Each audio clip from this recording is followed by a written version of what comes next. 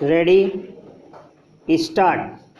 I am glad to participate in the National Science Day celebrations. Our nation has a long and glorious tradition of scientific inquiry. From ancient times to the medieval era and then the modern period, this land has been home to exceptional minds who have pushed the frontiers of human knowledge. Their works form a rich treasure of our scientific and cultural heritage.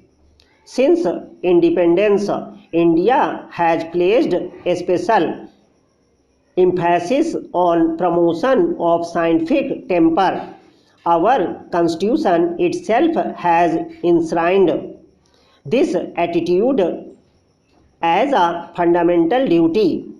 It is thus the duty of every citizen of India to develop the scientific temper, humanism, and the spirit of inquiry and reform. How did the National Science Day celebrations start? I was told that the Department of Science and Technology received a letter from a science enthusiasts suggesting celebration of a National Scientists Day on the lines of the National Teachers Day. Acting on this suggestion, the central government decided to celebrate the National Science Day from 1987 full stop. The day chosen was February 28. That too has a special importance. It was on this day in 1928 that Sir Chandrasekhar Venkata Raman announced his path-breaking discovery of the phenomenon of the scattering of light, known as the Raman effect.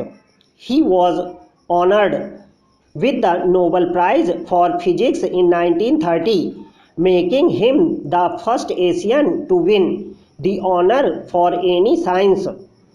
The Raman effect led to the growth of a new discipline, Raman spectroscopy, which has now become a powerful tool for a wide range of scientific investigations and industrial applications. I gather India today stands third after China and the US in terms of the number of publications in science citation index journals. The basic purpose of the National Science Day is to spread the message of the importance of science. There are two aspects to it: science in itself as quest for pure knowledge, and science in society as a tool for enhancing the quality of life. Both are, of course, interlinked as scientific attitude is common to them. It is through science and technology that we can effectively address challenges of the environment, healthcare, energy, for equitable economic growth, food and water security, and communications, to name a few. Challenges before us today are multifold and complex.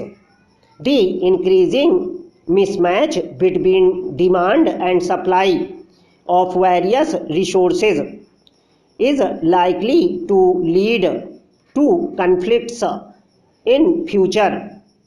We all will have to rely on science and technology in our search for sustainable solutions to these challenges. I am particularly delighted to note that the Department of Science and Technology has chosen Women in Science as the theme for this year's National Science Day. In my view, women empowerment is essential for development of the country. I try to attend functions which are organized to empower the women.